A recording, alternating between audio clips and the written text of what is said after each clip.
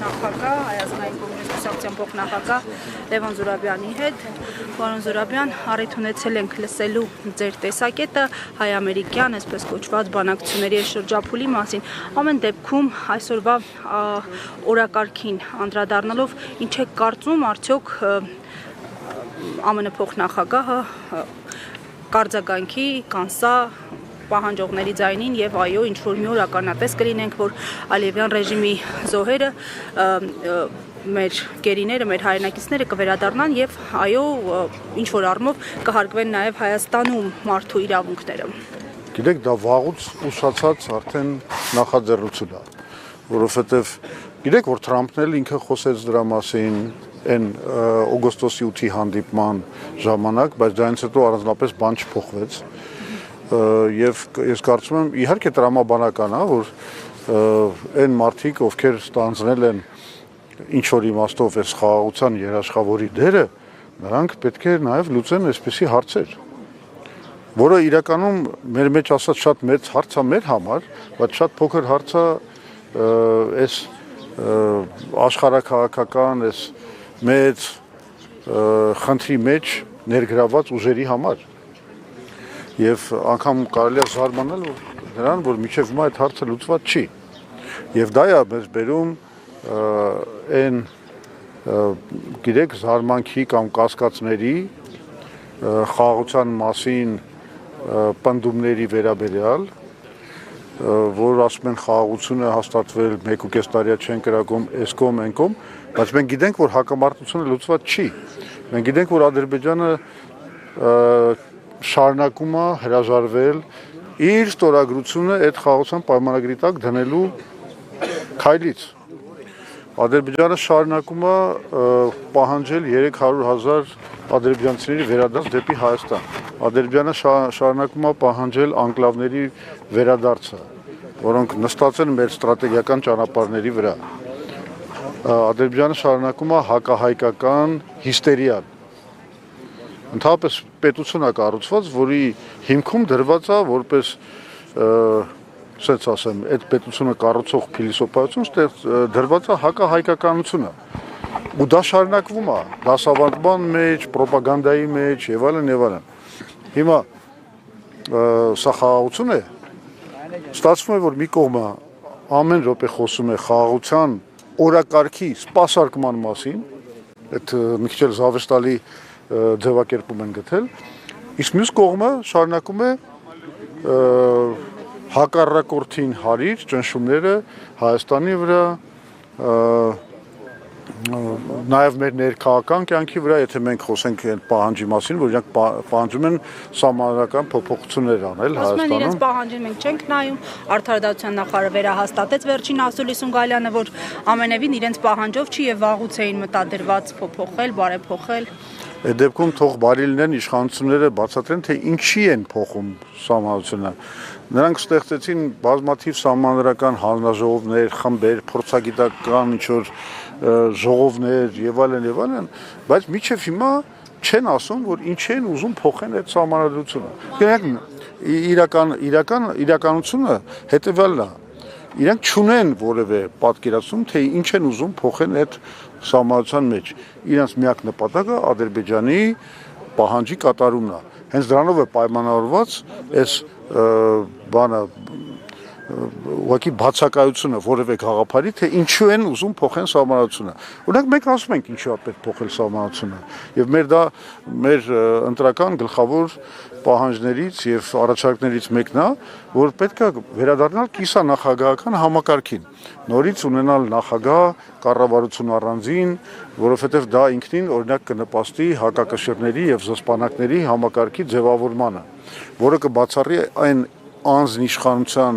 իրավիճակը, կարելի ասել ավտորիտարիզմի իրավիճակը, որ այսօր հաստատվել է Հայաստանում։ Այսօր ամեն ինչ որոշում է Նիկոլ Փաշինյանը, ամեն ինչ։ ԲԴԽ-ի կազմը, հանրային ռադիոյի կամ հեռուստատեսության կազմը, որևէ մարմին, որևէ դատավոր, որևէ քննիչ, բոլորը գտնվում են Նիկոլ Փաշինյանի վերահսկողության ներքո։ այս իրավիճակը բնականաբար եւ դրա համար առաջարկում ենք կուսակցության փոփոխություն։ Մենք նաեւ այդ փոփոխությունների մեջ պիտի ներառենք այն բանը, որ գործադիր իշխանության տակից պետք է հանել դատական իշխանության ձևավորումը, քննչական ապարատի ձևավորումը, դատախազության, այսինքն ինստիտուցիոնալ կերպով պայքարել այս անձնիշխանության ռեժիմի դեմ, որը այսօր հաստատվել է Հայաստանում։ Այդ ծրագիրը, այդ դա հասկանալի ռեֆորմա։ Իսկ իրենք ինչ են ուզում անել։ Իրենք ընդհանրապես ուզում են կատարել Ալիևի պահանջը։ Լավ, հայ-ադրբեջանական հարաբերություններում Ամերիկայի Միացյալ Նահանգները project manager է,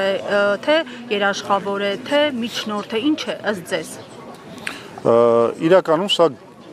ես համարում եմ գործարք Միացյալ Նահանգների եւ Ալիևի միջև Իսրայելի օգնությամբ,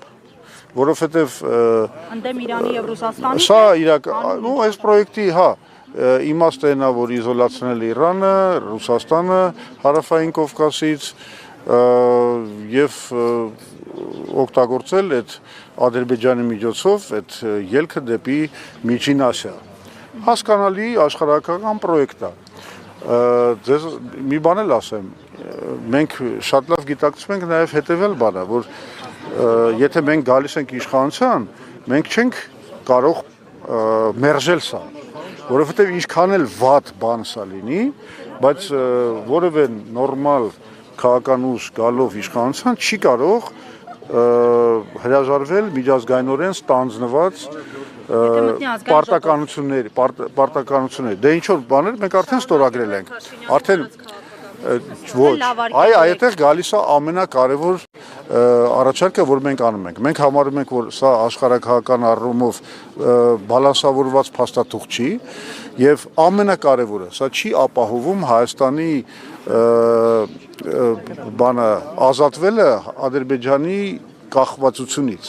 Եվ մենք առաջարկում ենք ստեղծել միջազգային կոնսորցիում BRICS երկրների մասնակցությամբ, եթե ցանկանան նաև ամերիկացիների եւ Թուրքիայի եւ Ադրբեջանի եւ Եվրոպական միության մասնակցությամբ, որը թույլ կտա կառուցել Հայաստանը Իրանին կապող երկաթուղի, որովհետեւ եթե մենք ստանում ենք ելք դեպի Հնդկական օվկիանոսի նավահանգիստներ, դա արդեն մեզ ազատում է միակողմանի կախվածությունից Ադրբեջանից։ Հիմա, եթե մենակ թրիպը իրականացվի, ոնց որ ինքը դրված է բանի վրա, սեղանի վրա, դա բերելու է նրան, որ մեր բոլոր ստրատեգիական կոմունիկացիաները անցնելու են կամ Ադրբեջանով կամ Թուրքիայով, այսինքն մենք լինելու ենք կախված նրանցից։ Ադրբեջանը մեզնից կախված չի լինելու, որտեղ ինքը ունենալու է մեղրիով անխոչնդոտ հատուկ հաղորդակցման կարգավիճակ։ Այսինքն սա միակողմանիորեն ծառայում է Ադրբեջանի շահերին, ուստեղ խնդիրը հետևյալն է, լավ, մենք հասկանում ենք, կարող ենք ընդունել, որ Ադրբեջանը թող մեր տարածքի միջոցով միանա Նախիջևանի հետ, բայց մենք ուզում ենք երկաթուղային կապ ունենալ, որը մեզ կմիացնի մեր տարածքով Իրանի հետ։ Այսինքն պետք է բոլորի շահերը հաշվի առնվեն։ Եվ բացի դրանից նաև աշխարհակահական շահեր կան։ Այստեղ այս պրոյեկտով ոտնահարվում են Հնդկաստանի, Չինաստանի, Իրանի, Ռուսաստանի շահերը, եւ դա ստեղծում է լարվածություն ռեգիոնում։ Դա պրոքսի պատերազմների վտանգ է ստեղծում ռեգիոնում։ Այս բալանսը պետք է վերականգնվի, պետք է գտնել լուծում, որը ներդաշնակի աշխարհակահական խաղացողների շահերը եւ միևնույն ժամանակ մեր ինքնիշխանությունը մենք ծառայեցնենք նրան, որ Հայաստանը ունենա իր շահերի սպասարկումը։ Պատկերացնեք, այդ երկաթուղին կառուցվի, դա կլինի նաեւ տրանզիտային ուղի Սև ծովի եւ Պարսից ծոցի միջև, որից մենք մեծապես կօգտվենք։ Եվ ի վերջո Հայաստանը կդառնա կապված երկիր։ Մենք այսօր մեղրից երկաթուղային կապ Հայաստանի տարածքով դեպի Երևան չունենք։ Եվ դա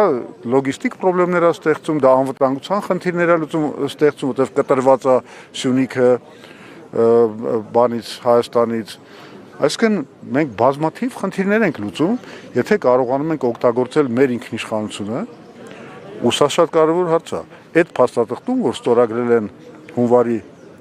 14-ին, 15 անգամ օգտագործվում է ինքնիշխանություն բառը, Հայաստանի ինքնիշխանության բառը, բայց մի կարգավորմամբ ամեն ինքնիշխանությունը ոչնչացվում է։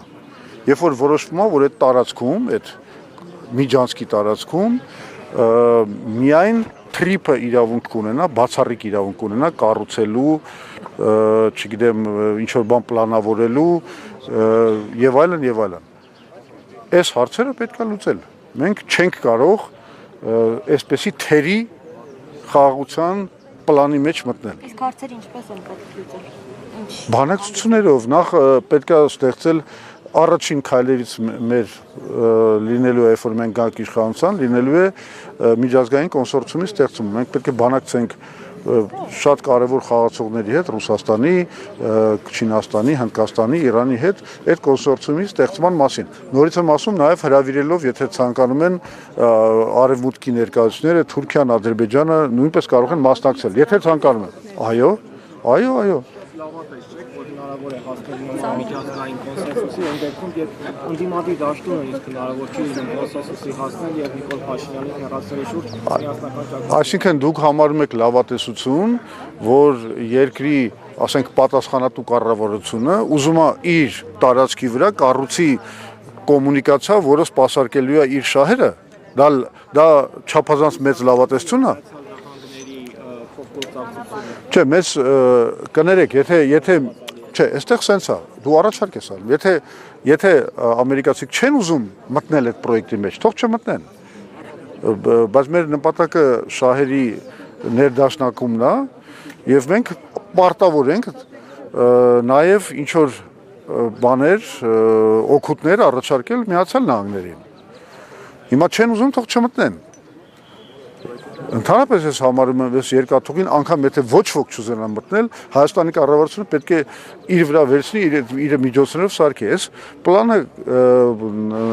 գնահատվում է 3.2 միլիարդ դոլար։ Մենք այնքան պարտքեր ենք վերցրել ու դրանք դրել ենք ընդամենը բյուջեի սպասարկման գործի մեջ։ Մինչդեռ կարող ենք գործիք ստեղծենք, որը տնտեսությունը աշխատացում է ու հնարավորություն է տալիս նաև սպասարկել այդ պարտքերը եւ հələ մի բան էլ ավել անել։ Մենք այդ գործիքի մեջ ենք դնում։ Այս երկաթուղին հենց նման տնտեսական զարգացման գործիք է։ Ես ասում եմ, դա կարելի անգամ անել առանց միջազգային կոնսորցիումի, չնայած զուտ աշխարհաքաղաքական առումով մենք պետք է հասկանանք, որ ցանկացած տնտեսական պրոյեկտ նաև քաղաքական պրոյեկտ է ու նաև աշխարհաքաղաքական պրոյեկտ է։ Դրա համար էլ պետք է բոլոր այդ հարթություններում աշխատել։